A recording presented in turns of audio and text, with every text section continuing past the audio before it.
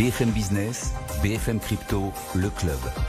Sandra Gandoin. Bonjour à tous, bienvenue dans le club BFM Crypto. Je suis ravie de vous retrouver. On va répondre à vos questions pendant toute une demi-heure aujourd'hui avec Morgane Hennelandu, fondatrice de Crypto 360. Bonjour Morgane. Bonjour Sandra. Ravie de vous retrouver sur le plateau. Et Stéphanie Fra, senior manager chez Coinhouse. Bonjour Stéphane. Bonjour Sandra. Ravie de vous avoir. Vous savez que vous pouvez nous poser toutes les questions que vous posez sur les cryptos, de la plus débutante à la plus informée. On répond. On a d'ailleurs remarqué que vous aviez, on a remarqué ça avec Stéphane, des questions de plus en plus techniques, de plus en plus précises. Tout est ouvert ici, crypto@bfmbusiness.fr. On récolte ces questions toutes les semaines et on y répond entre 15h et 15h30. Le club BFM Crypto, questions-réponses, c'est parti. Stéphanie Fra, Lorraine vous demande: que pensez-vous du modèle économique des crypto treasury companies? Est-il en danger si les cours flanchent? Alors on parle des Bitcoin treasury companies, des Ethereum treasury companies, j'ai vu des Solana aussi treasury companies. Est-ce que c'est fiable? Alors déjà, qu'est-ce que font ces entreprises? C'est un business model relativement simple. Pour par exemple une Bitcoin treasury company, son seul objet social finalement va être d'émettre du capital et avec ce capital d'acheter des bitcoins, de conserver ces bitcoins et c'est à peu près tout ce qu'ils font. Comment ça marche et comment ils gagnent de l'argent? Ils vont prélever un certain nombre de fees sur cet ensemble de bitcoins qu'ils ont acheté. Le cours de l'action quelque part devrait refléter le stock qu'ils ont, ou plutôt la valorisation de l'entreprise devrait refléter le stock qu'ils ont de bitcoin, peu ou prou. Et d'ailleurs, quand on regarde la plupart des Bitcoin Treasury Company aujourd'hui, leur cours de bourse ou leur valorisation boursière est assez proche du montant des Bitcoins qu'ils ont. Il y en a qui sont un petit peu au-dessus, comme il y a des gens comme Stratégie qui sont un petit peu au-dessus. Historiquement, ils étaient beaucoup plus au-dessus. Ils ont un peu réduit leur prime par rapport au stock de Bitcoin qu'ils ont. D'autres sont en dessous. Alors là, on peut se poser la question pourquoi c'est en dessous? Parce que quelque part, la compagnie, elle vaut au moins le stock de Bitcoin qu'ils ont. C'est-à-dire que si on liquidait l'entreprise, on récupérerait l'ensemble, on va dire la valorisation de ces Bitcoins-là. Après, quand on dit c'est en dessous, c'est pas en dessous de 50%. Ça fait penser d'ailleurs à ce qui se passait avec Grayscale à une époque, qui fonctionnait un peu sous ce format-là, sauf que c'était un trust plutôt que d'être une entreprise. Là, effectivement, la nouveauté, c'est que c'est des entreprises qui achètent ces Bitcoins. Pourquoi des entreprises se sont lancées là-dedans? C'est un moyen pour des utilisateurs d'être exposés au marché du Bitcoin sans forcément avoir à acheter le Bitcoin, le sécuriser, passer par des plateformes d'échange. Ils n'ont peut-être pas envie. Alors qu'acheter une action, pour un certain nombre de particuliers, peut-être même d'entreprises, c'est peut-être plus sécurisant, c'est dans un cadre connu, un plan épargne en action, alors peut-être pas un plan épargne, un compte titre, parce que je suis pas sûr que ça rentre dans les plans épargne en action, mais un compte titre peut accueillir ce genre de stock. Il faut juste que vous soyez capable d'accéder à l'échange, à la bourse d'échange sur lequel est listé tel ou tel Bitcoin Treasury Company. Donc, pour moi, oui, ça a fait du sens. Maintenant, si je compare ça avec un ETF, un ETF, c'est aussi une entreprise. Les fonds, en fait, ils ont presque un statut d'entreprise. Alors, c'est des statuts légèrement différents d'un point de vue juridique, mais d'un point de vue comportement, c'est très, très similaire. En plus, l'avantage de l'ETF, c'est que vous n'avez pas vraiment d'employés. Vous avez frais de gestion qui couvrent des frais de la société de gestion qui va gérer cet ETF. Mais il n'y a pas de véritable avantage pour moi entre avoir un ETF ou des parts d'ETF et détenir des parts d'actions qui font la même chose. La seule différence, c'est qu'aujourd'hui, ces ETF sont listés aux US et donc sont peut-être pas accessibles en Europe, là où certaines Bitcoin Treasury Company pourront être listées sur des bourses européennes et dans ce cas-là, permettre à des investisseurs européens de s'exposer à ce marché-là, encore une fois, sans avoir à aller sur des plateformes d'échange pour acheter ou vendre leur Bitcoin, sans avoir à se poser des questions de conservation. En fait, vous déléguez toute cette partie-là qui est un peu compliquée et risquée à une entreprise, et c'est pour ça qu'elle est payée. Morgane, Jérôme vous demande: que pensez-vous du token Newt? Oui, alors Newton Protocol, en fait, ce qu'ils cherchent à faire, c'est plutôt intéressant. Ils ont envie de marier deux mondes, le monde évidemment de la blockchain, mais aussi le monde de la conformité. Et donc ça, c'est vrai que c'est intéressant, on n'avait pas encore vu de projet de ce type-là. qu'est-ce qu'ils souhaitent faire? C'est faire en sorte que la blockchain puisse non seulement comprendre la loi, mais aussi l'appliquer, mais de manière immédiate, instantanée, transaction par transaction. Alors, leur objectif, c'est en fait, plutôt que d'avoir un État ou une entreprise qui va vérifier post-transaction, est-ce que, par exemple, cette adresse, elle était sur liste noire? Est-ce que cette transaction, elle suit bien toute la politique anti-blanchissement? Eh bien là, ce sera directement depuis une transaction. Et ce qui est encore plus intéressant, c'est que ce projet, ils ont pour but en fait de créer des modèles d'agents IA qui vont en fait faire ce travail de régulation et de vérifier que tout est compliant. Alors, ce projet, non seulement il veut mixer du coup la blockchain et l'IA, mais aussi le monde de la blockchain et de la conformité. Et pour ce faire, ils ont besoin d'attirer en fait des profils intéressants, des développeurs qui vont en fait développer leur petit modèle d'agent IA dans un espèce de petit catalogue. Et les personnes, les utilisateurs vont pouvoir aller choisir le modèle d'IA qui les intéresse le plus pour aller chercher cette fameuse conformité. Alors ici, l'idée, ça va être d'être attirant pour ces développeurs. Ils ont donc développé le token Newt. Alors le token Newt, il a été lancé très récemment. Il a été lancé sur Binance en 2025. On aura 1 milliard de tokens. Il y a 40% pour l'équipe et pour les investisseurs, 60% pour la communauté. Et il y a plus ou moins 20% en circulation actuellement. C'est un token, attention, qui est jeune, puisque la question, c'est qu'est-ce qu'on en pense? C'est un token qui est quand même jeune, puisqu'il a été listé il y a quelques mois, c'était en juin 2025, si je ne me trompe pas, sur Binance. Ce qui est intéressant, c'est que s'ils arrivent à trouver des bons profils qui créent des vraies applications qui sont intéressantes et qui arrivent à suivre l'aspect conformité, parce que s'attaquer quand même à la conformité, c'est pas rien. On sait qu'on est sur la blockchain, dans le monde des cryptos.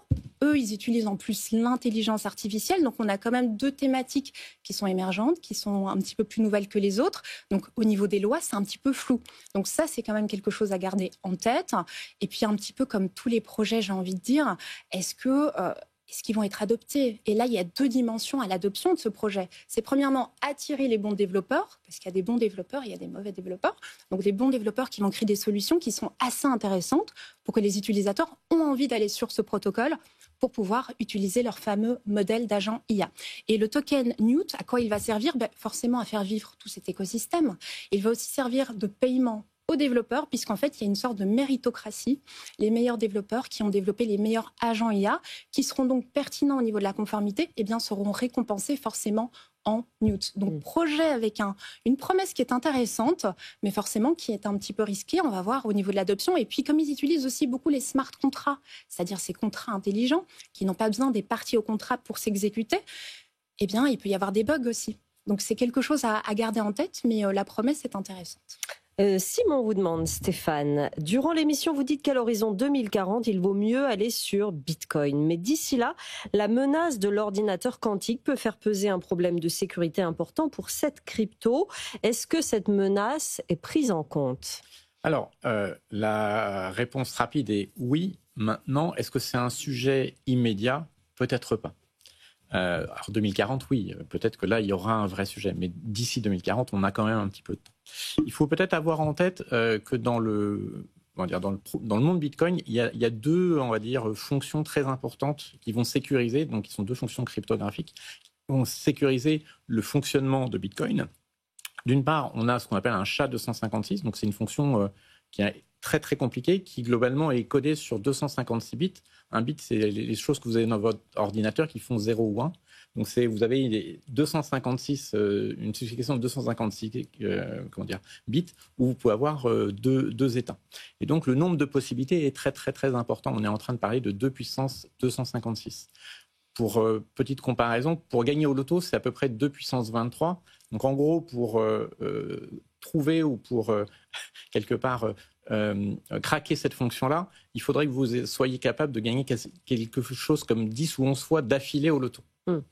Ce qui rend déjà gagner une fois au loto, on serait tous très contents. 2 fois, en général, les gens ne gagnent pas d'affilée. Il y a eu quelques cas très, très, très, on va dire, éparses où ils ont gagné 2 fois.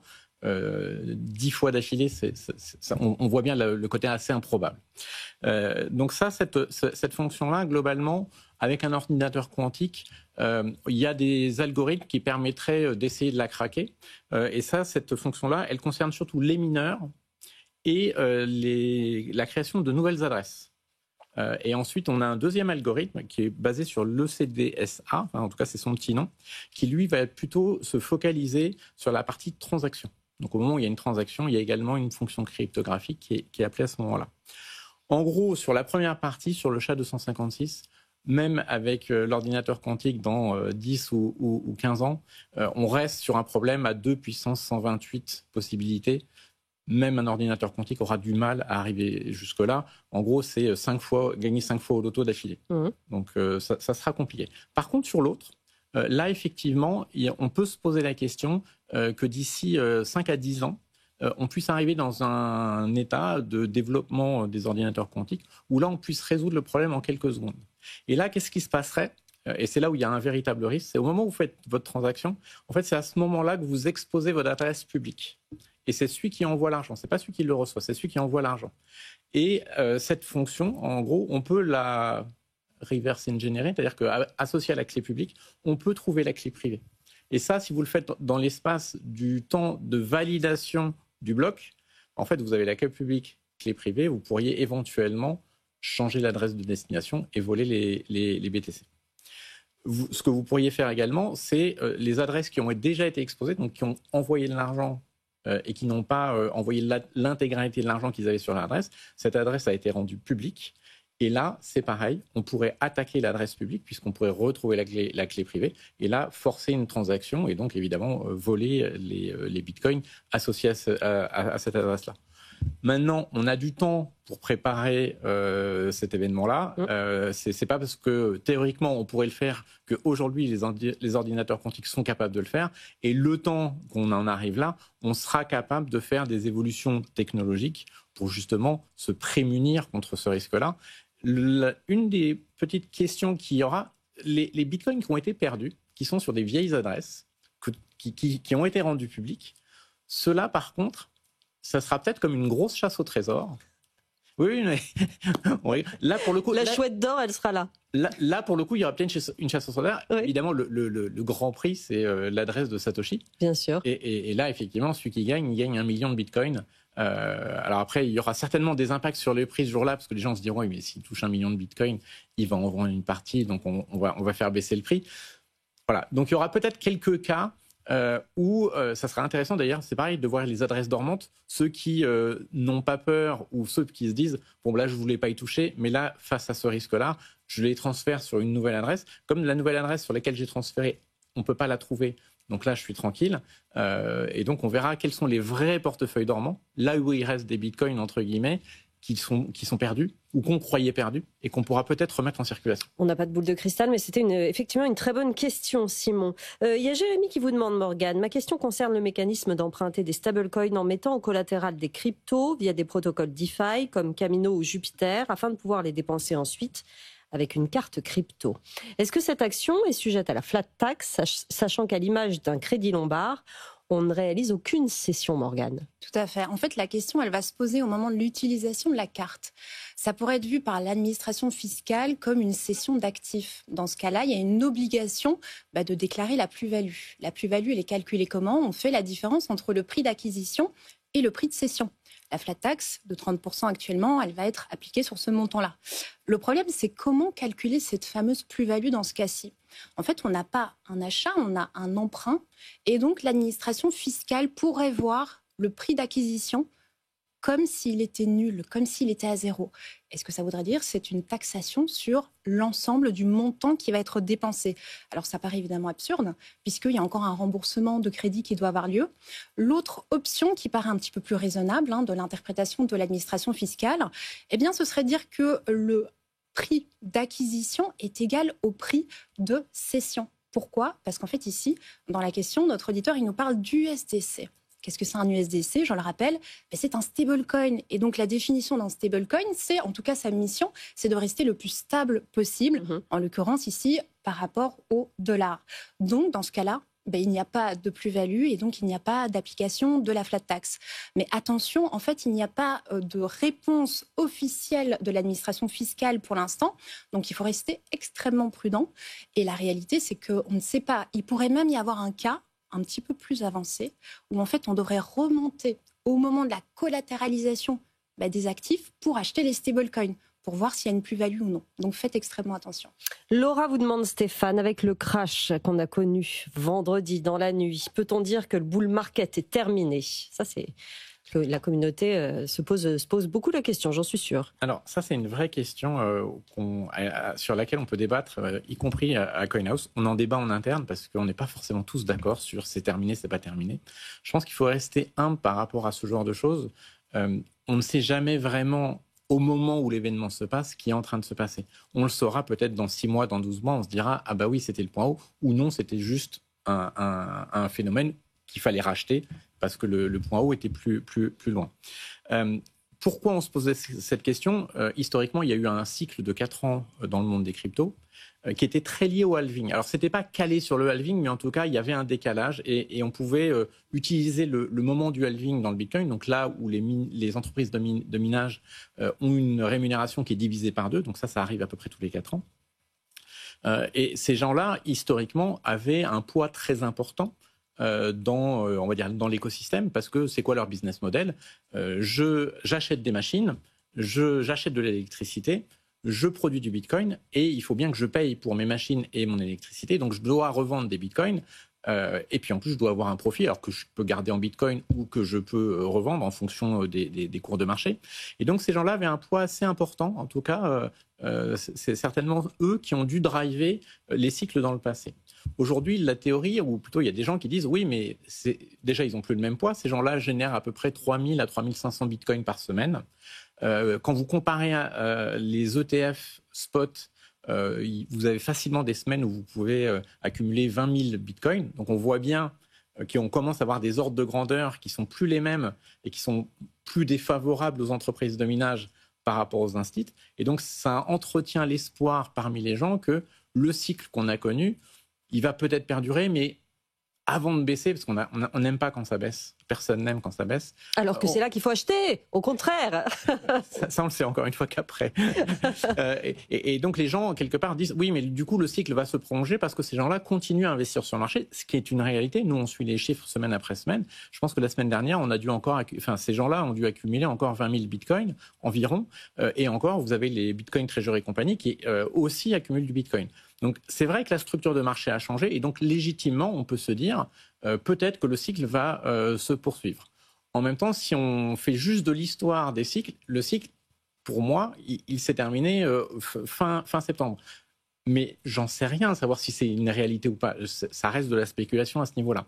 Par contre, ma réflexion par rapport à ce qu'on a connu la semaine dernière, c'est que dans un bull market, voir un crash historique, c'est rarement compatible. Et je ne dis pas que le bull market est terminé, parce qu'encore une fois, j'ai conscience que les acteurs qui font partie du système ne sont plus les mêmes, et que certainement la cause même qui fait qu'il y avait des cycles dans le passé s'est estompée. Et en même temps, si je mets ça de côté, je me dis, est-ce que je peux vraiment être dans un bull market avec un crash historique? Il faut quand même rappeler qu'il y a certaines capitalisations, parmi les très grosses, qui ont perdu entre 80 et 90%. Alors ça n'a pas duré et c'était très technique, bien sûr, mais dans un marché qui est, on va dire, euphorique, la moindre baisse, les gens achètent. Donc bien sûr, c'est arrivé vendredi soir à 23h, quand les marchés US étaient fermés, il n'y avait que ce marché-là pour se retourner. Le marché était quand même très tendu dans le sens où il y avait beaucoup de positionnement sur des produits à effet de levier, futurs, options et comptes de marge. Ça, pour le coup, je le suis aussi. On était quasiment au plus haut la semaine précédente. Et donc, forcément, même si vous avez peu de levier dans un marché comme ça, quand on perd 80-90%, en fait, vous vous faites liquider. En gros, pour ne pas être liquidé, il fallait presque avoir du 1 pour 1. C'est-à-dire que si vous aviez 100 en USDC, il fallait acheter 100 en futur en BTC. Sinon, si vous achetiez... Alors, le BTC a été plus résistant, mais on va dire il y a d'autres altcoins où si vous achetiez 125 ou 130, vous faisiez quand même liquider. Ce qui est quand même... Quelqu'un qui a un levier de 1,25, il n'est pas très agressif.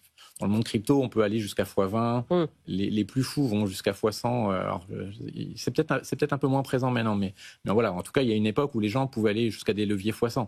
Donc là, effectivement, le moindre mouvement, vous êtes liquidé. Là, les mouvements étaient très importants. Et pour moi, voilà, juste réflexion, et je ne peux pas dire le cycle est fini ou pas fini.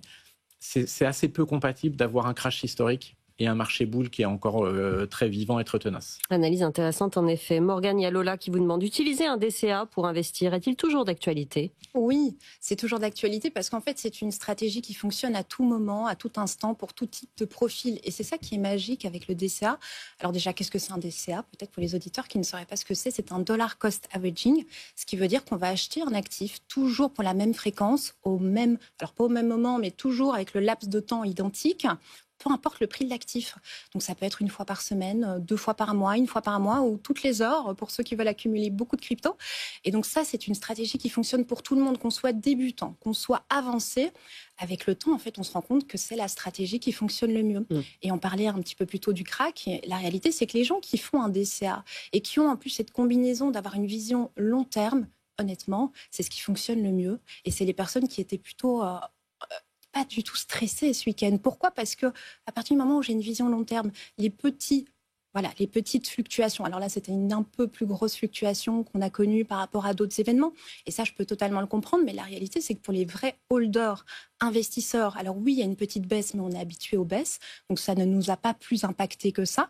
Et puis pour ceux qui font un DCA, ça ne change pas grand-chose. Et au mieux, ils ont peut-être acheté un petit peu plus bas dans la continuité de la fréquence de leur achat. Donc, moi, je pense réellement que le DCA, c'est une stratégie qui est peut-être un petit peu lente pour certains, qui aiment bien prendre un petit peu plus de risques. Mais la réalité, c'est que sur le long terme, c'est quelque chose qui fonctionne extrêmement bien. Et j'invite vraiment tous les auditeurs qui n'ont pas encore investi ou qui ont déjà investi de considérer cette stratégie parce que sur le long terme, c'est celle qui porte quand même très bien ses fruits. Vous le dites souvent, effectivement, dans cette émission. Une dernière question de Sylvain. Je me pose la question de savoir quel est le bon comportement à adopter lors d'un retournement de marché et comment préparer un bear market. J'aimerais maintenant avoir votre avis sur une stratégie de sortie, palier défini, DCA inversé, stacking, gros bag en cash pour réinvestir dans 9 mois, ETF et hold. Je pense que c'est la phase la plus dure, savoir sortir. Vous avez 3 minutes, Stéphane. Ouais, alors effectivement, la sortie est aussi importante que l'entrée.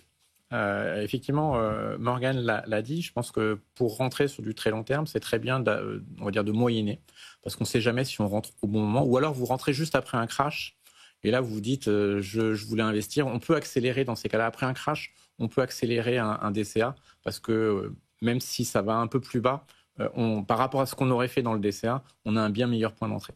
La sortie est plus tricky, parce que d'une part, c'est des marchés... on va dire, la psychologie des gens par rapport à une fin de marché haussier, on n'a pas envie de quitter un marché haussier. C'est euphorisant. Donc, quelque part, on a tous envie. Et donc, on participe tous à ça collectivement. Et donc, c'est des phases qui peuvent être relativement longues. Après, il y a des marchés qui, eux, vont toper dans des explosions exponentielles. En ce moment, on voit l'or, par exemple, qui est en train de complètement partir à la hausse de manière presque verticale. On ne comprend pas forcément pourquoi. Ça perdure rarement. Pour moi, partir dans un DCA sur plusieurs mois en se disant je vais jouer la fin du marché boule, pourquoi pas? Je pense qu'il faut être moins ambitieux pour moi. Je pense que si on revoit des points, on va dire, autour de 120 000, 130 000, le top, à mon avis, il sera pas beaucoup plus haut. Et au pire, ça ira à 150. Mais dans la baisse suivante, si baisse il y a, encore une fois, on ne sait pas si les cycles vont perdurer, je pense qu'on ira voir bien plus bas. Et donc pour moi, sur une sortie de marché à la fin, il faut peut-être mieux aller un peu plus vite. Là où dans l'entrée, quelque part, on a beaucoup de temps devant nous. Quand on sait qu'on arrive sur la fin du bull market, ou alors on fait un DCA sur une durée très courte. Mais je pense qu'il faut au contraire accélérer en termes de temps. C'est-à-dire que le temps de l'investissement peut être un peu plus long, sauf en cas de crash. Et par contre, le temps de sortie doit être beaucoup plus court. Et après, sur quoi se positionner?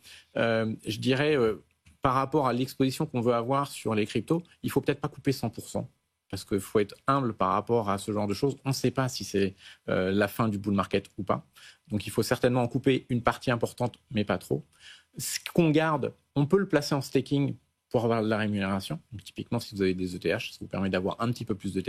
Alors, ça ne couvrira pas la baisse que vous aurez dans le bear market, mais ça vous fera quand même un petit peu plus d'ETH pour après. Ce que vous avez vendu, il faut le garder en USDC, en stablecoin. Et là, essayer peut-être d'aller récupérer un petit peu de rémunération sans forcément prendre beaucoup de risques, parce que on ne sait jamais ce qui peut se passer dans un bear market. On l'a vu en 2022, des gros acteurs comme Celsius, qui justement proposaient du rendement, ont disparu, et donc les fonds avec. Donc il faut faire attention. Mais voilà, je pense qu'il faut en vendre une grosse partie, mais pas tout. Et puis ce qu'on garde, peut-être essayer de le faire fructifier un peu, mais sans aller prendre beaucoup de risques. Merci beaucoup à tous les deux pour ces réponses très précises. Morgane Enlandu, fondatrice de Crypto 360, Stéphanie Fra, senior manager chez Coinhouse. Les questions, les réponses sur ce plateau entre 15h et 15h30. Et vous nous écrivez à cette adresse crypto@bfmbusiness.fr. Je vous laisse entre les mains de BFM Bourse. Très bon après-midi sur BFM Business. BFM Business, BFM Crypto, le club.